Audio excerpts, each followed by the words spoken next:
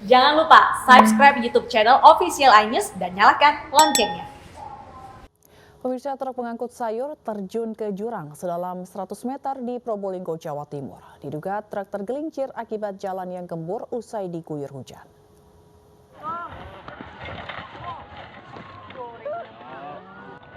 Detik-detik jatuhnya truk ke dalam jurang sedalam 100 meter di Probolinggo, Jawa Timur terekam kamera warga dan viral di media sosial.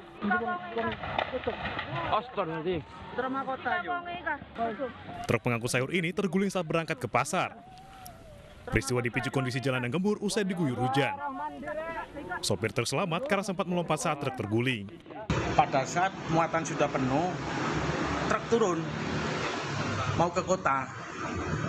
Karena jalan yang dilalui adalah sudah kropos karena hujan terus menerus. Kecamatan Sumber itu kan hujannya terus menerus, siang malam, akhirnya tanahnya gembos. Pada saat dilewati truk, akhirnya terjadi ambles di bagian ban belakang. Akhirnya tidak bisa dikendalikan, truk akhirnya terguling. Medan yang sulit membuat warga kesulitan untuk mengevakuasi truk. Rencananya, evakuasi akan dilakukan dengan cara memotong truk menjadi sejumlah bagian kecil. Dari Probolinggo, Jawa Timur, Hana Purwadi, iNews melaporkan. Anggota Satres Narkoba Polres Lampung Selatan terlibat kejar-kejaran dengan bus yang diduga membawa narkoba jenis sabu di Jalan Tol Trans Sumatera. Petugas berhasil tangkap 2 wanita yang diduga kurir narkoba dengan barang bukti 10 kg sabu.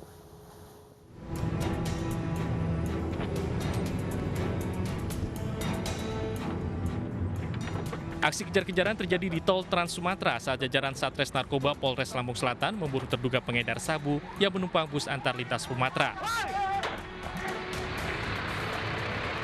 Polisi sampai melepaskan tembakan peringatan untuk menghentikan laju bus yang tak juga mau menepi.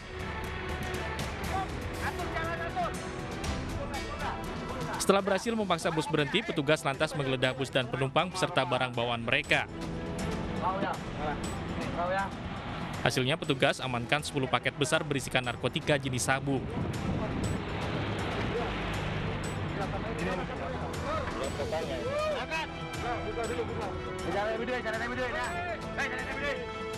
Selain menyita barang bukti sabu, petugas juga menangkap 2 perempuan yang diduga berperan sebagai kurir sabu. Kita ketahui bahwa ada barang narkotika tersebut yang sedang perjalanan menuju Bakau. Akhirnya kita lakukan penyergapan terhadap kendaraan tersebut di tol, dan kita dapatkan di tol Bakauheni kilometer 9. Akhirnya kita temukan bis ALS tersebut, kita hentikan, kita lakukan pemeriksaan, dan memang ditemukan adanya 2 koper berisi 10 bungkus narkotika jenis sabu. Barang bukti sabu dan kedua terduga kurir sabu lantas dibawa ke kantor polisi untuk pemeriksaan. Diduga pelaku merupakan anggota jaringan besar sabu lintas pulau. Dari Lampung Selatan, Lampung, Heri Pulistiawan, iNews melaporkan. Menteri Luar Negeri Retno Marsudi menyerahkan 4 anak buah kapal yang pernah disandra kelompok Abu Sayyaf di Filipina. 4 ABK itu diculik selama 427 hari sejak Januari 2020.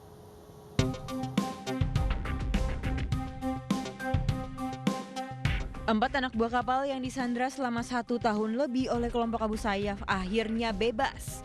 Seluruh ABK yang merupakan warga Wakatobi, Sulawesi Tenggara ini kembali ke tanah air dalam kondisi sehat. Pemerintah pun menyerahkan para sandera Abu Sayyaf ke keluarganya di Jakarta.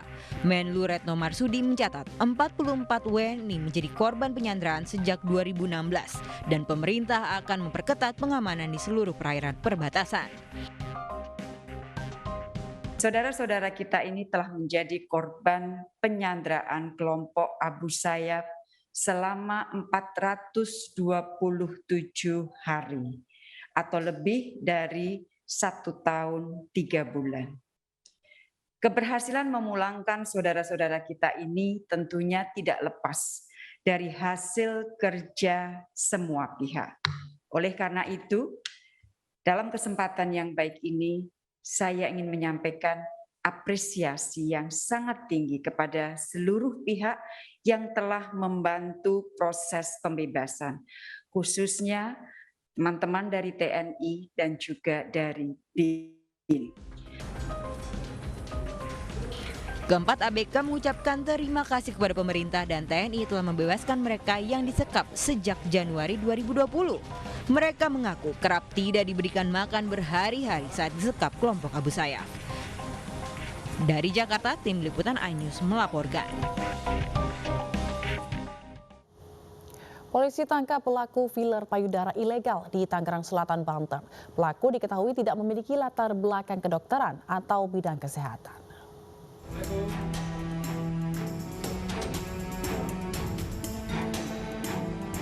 Polres Metro Jakarta Barat menggeledah kediaman salah satu pelaku filler payudara di kawasan Pondok Aren, Tangerang Selatan, Banten. Saat digeledah, pelaku tidak berkutik. Bukan dokter, Pak? Oh, berarti Ibu bukan dokter tapi melakukan kegiatan filler payudara ya, Bu ya? Iya. Apa, Bu?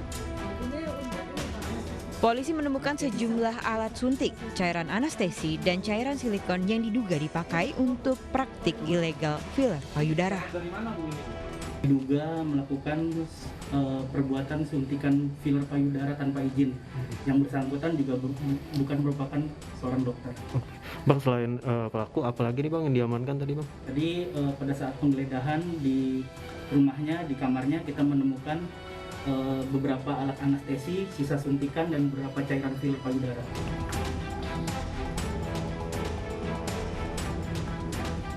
Pelaku yang merupakan sarjana pertanian ini tidak punya keahlian di bidang bedah ataupun filler payudara. Ia telah menjalankan praktik ilegal ini selama 1 tahun terakhir. Pelaku kini dibawa ke Reskrimsus Polres Metro Jakarta Barat untuk pendalaman lebih lanjut.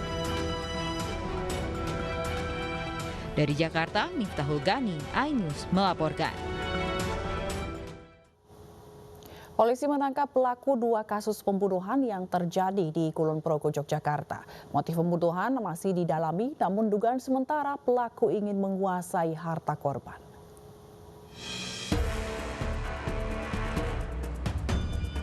Misteri kematian 2 wanita di Kulon Progo, Yogyakarta dalam waktu berbeda akhirnya terungkap. Pelaku merupakan seorang pemuda berusia 22 tahun berinisial NAF yang ditangkap di tempat persembunyiannya di wilayah Nguruno, Karangsari, Kulon Progo. Pelaku merupakan residivis kasus pencurian dan pemerasan. Polisi masih mendalami motif pelaku yang tega menghabisi nyawa 2 korbannya.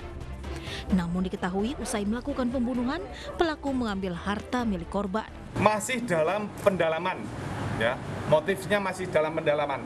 Tapi yang jelas, pelaku ini mengambil barang-barang milik dari korban. Sepeda motor, dompet, perhiasan, handphone. Itu barang yang jelas-jelas diambil oleh pelaku.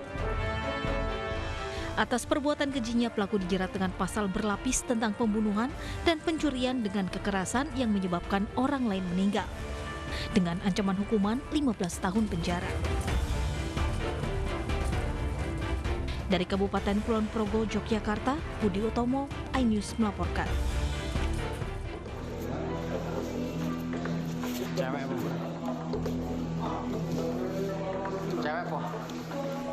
Inilah video amatir saat warga menemukan jasad Takdir Suniarti di kantor Dermaga Wisata Pantai Gelagah, Kulon Progo, Yogyakarta. Kedatangan jenazah ke rumah duka disambut isak tangis keluarga.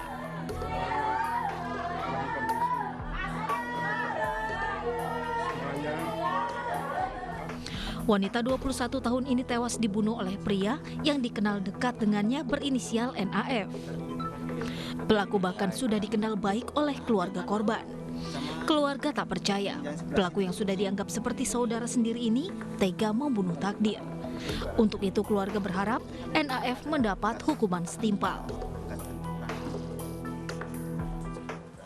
Kami sekeluarga karena merasakannya kehilangan yang sangat dalam, sakit hati juga kan dengan meninggalnya secara seperti itu, ya kami berharap pelaku bisa dihukum seberat-beratnya, syukur-syukur bisa dihukum mati. Harapan kami hukum mati. Soalnya kami kehilangan nyawa, harus bayar nyawa gitu. Sementara itu 2 pekan sebelumnya NAF juga membunuh seorang wanita, Desi Sri Diantari 22 tahun, warga Gadingan, Wates, Kulon Progo. Jasad korban ditemukan di depan Wisma Sermo, kawasan Pengasih. Pelaku tega menghabisi nyawa Desi dengan cara meracuni korban. Selain itu, pelaku juga menganiaya korban hingga meninggal dunia. Dari kedua aksi pembunuhan yang dilakukannya, pelaku merampas barang berharga milik korban, antara lain sepeda motor, ponsel, dan uang tunai. Dari Kulon Progo, Yogyakarta, Budi Otomo, iNews melaporkan. Pembunuhan berantai juga terjadi pada 25 Februari lalu. Warga Jalan Raya Cilebut, Kota Bogor digemparkan dengan penemuan jasad wanita dalam plastik yang diketahui bernama Diska Putri. Lalu pada 10 Maret lalu, giliran warga di kawasan Megamendung, Kabupaten Bogor yang dikejutkan dengan jasad wanita yang tergeletak di kebun kosong. Warga Cilebut Tanah Sereal, Kota Bogor, Jawa Barat geger dengan penemuan jasad perempuan dalam plastik tergeletak di depan gerbang toko bahan bangunan. Tidak hanya terbungkus plastik, kaki korban juga dalam kondisi terikat. Dari hasil identifikasi, ditemukan kartu tanda penduduk atas nama Diska Putri, usia 18 tahun, warga Ciaruten, Cibungbulang, Kabupaten Bogor yang berstatus mahasiswi. Sebelum ditemukan tidak bernyawa, Diska Putri diketahui pamit untuk pergi mengerjakan tugas di rental komputer. Namun hingga tengah malam, Diska tidak kunjung pulang, hingga akhirnya dilaporkan jasadnya ditemukan dalam plastik. Jenazah Diska Putri kemudian dikebumikan di tempat peristirahatan terakhirnya di pemakaman keluarga yang tidak jauh dari rumah duka di Cibungbulang, Kabupaten Bogor. 2 pekan setelah penemuan jasad dalam plastik, warga di kawasan perkebunan Megamendung, Kabupaten Bogor digegerkan dengan penemuan sesosok jasad wanita tergeletak di rumput. Korban bernama Elis Lisnawati yang masih mengenakan pakaian dan membawa tas ini ditemukan oleh pencari rumput serta ojek yang melintas di lokasi. Menurut keluarga, wanita 25 tahun ini awalnya pamit untuk pergi menghadiri undangan seorang teman. Namun hingga malam, Eli tidak kunjung pulang dan tidak bisa dihubungi. Keluarga baru mengetahui kabar duka ini setelah video penemuan jasad wanita di kawasan Puncak viral di media sosial. Menurut teman dekatnya, almarhum merupakan orang yang mudah bergaul serta memiliki banyak teman.